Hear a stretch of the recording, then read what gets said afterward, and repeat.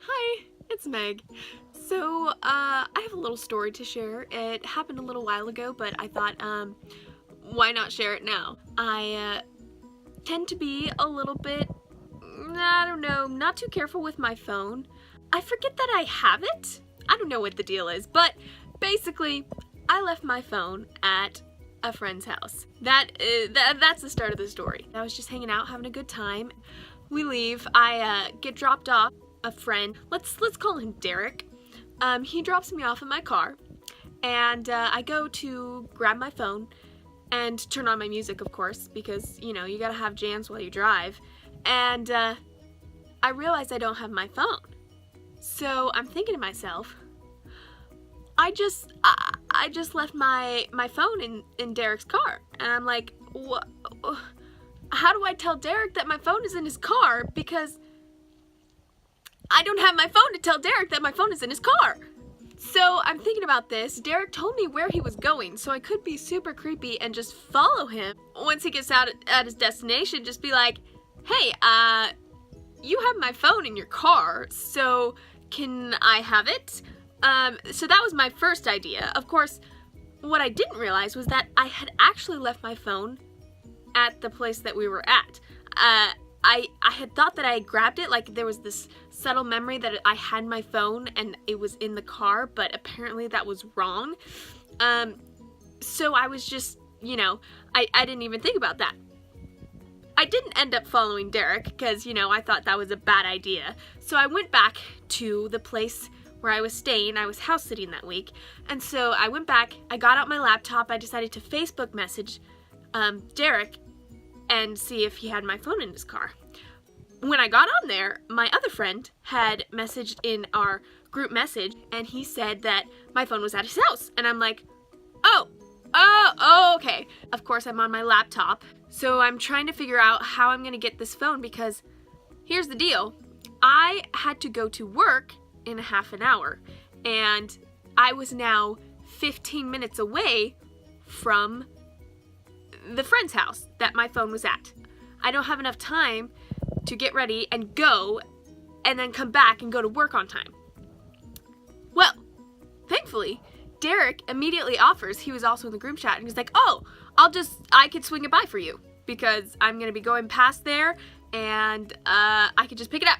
And I'm like, thank you. Yes, that would work perfectly.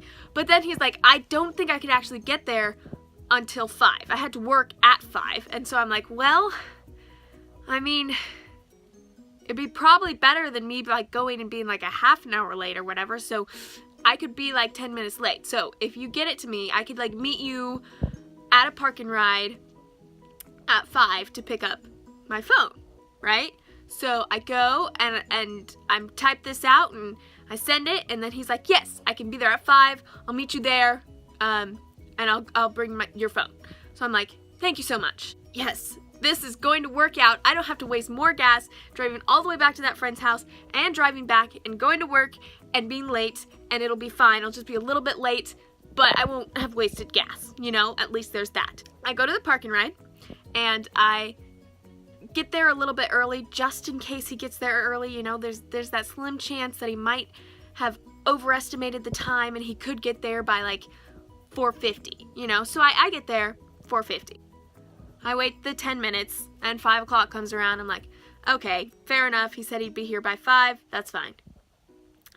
5:03 rolls around and I'm like, well, 3 minutes. People sometimes, underestimate how long it takes to get places. So I'm like, okay, that's fine. I don't have my phone, so I don't have good music. So I'm just letting the radio just scan, and I just, it just goes from static to random songs, and it's just kind of stressful, and it starts pouring down rain. It just adds to my mood of just, I don't have my phone. 15 minutes rolls by.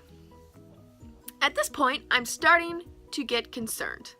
What if I was not clear at which park and ride I was going to be meeting him at?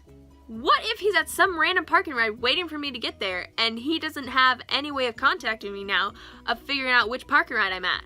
I am wondering what to do. I'm like, do I go look at random park and rides that might be close by? Do I just drive around, see if I see him passing on the road. I'm, getting a little desperate because I have to go to work. At this point, I am not going to be 15 minutes late. I am going to be half an hour late. I decided to just sit there. I'm like, maybe he'll figure it out and he'll come to me. Like, he'll figure out which parking lot I'm at and he'll just come. So I sit there, another 5 minutes goes by, and at this point I make the decision that if he is not here in another 5 minutes, I am going to leave. I'm just gonna have to leave and I'm gonna go to work, maybe see if I can use a phone to text him and say, hey, I don't know what happened, I'm sorry, but thanks for trying. 5 more minutes, no Derek. So I decide to leave and I go to my work, and of course I had messaged my work before saying, hey, I'm gonna be late, I have to get my phone, is this a problem? They're like, no, it's fine. Mind you, I'm a nanny, so the reason I was very emphatic about getting my phone is that it's kind of unsafe to watch children when you don't have a cellular device in case of emergencies. That's why they were fine with waiting. And so I get there half an hour late and I'm like, I'm so sorry, I do not have my phone still. Apologize profusely for not having this phone that's really necessary. And so they gave me a phone and I'm like, thank you, this'll be fine. But of course I don't have anybody's number, so I can't text anyone and see where the heck my phone is. So I get on Facebook at my work because they let me do that, and the first thing I see is a message from my little brother Josiah. After the designated time that I was supposed to meet my friend Derek, my brother had sent me a message saying, hey, do you still need your phone? What? First of all, what the heck? Why are you asking me this and not Derek, who is supposed to be giving me my phone? So then I go on the group chat and I see the friend whose house my phone is at. He messaged after Derek and I had arranged for Derek to bring me my phone. He messaged and say, hey, Josiah's here. He has your phone. I don't know what they thought would happen if I had already arranged the fact that I was going to meet somebody to pick up my phone and I was driving to a park and ride. I don't know how they planned for me to get that information that somebody was not going to be meeting me at the park and ride to give me my phone. But that's what they did. Maybe I wouldn't get that information. My little brother figured that after I did not respond to his message of, do you still need your phone? By the way, he sent this about 5:15 when I was sitting in the park and ride, wondering if I should leave and go to work. He decided that my no response meant that, no, I didn't need my phone, and that everything that I had said previously could be voided, and that meant that he didn't need to bring me my phone in any reasonable amount of time. So, after I was on Facebook, I said to him, yes, I still need my phone. Can you please bring it to me ASAP? And then he says, okay, I'll be there in a bit. An hour goes by. I get back on Facebook at this point and I'm a little upset. What is going on? I mean, seriously. So I get back on Facebook and I say, where are you? Please bring me my phone. I don't think you understand that I have been waiting for this for a very long time. I still to this day don't really know what happened, because then my father, he's the one who comes and knocks on the door and gives me my phone.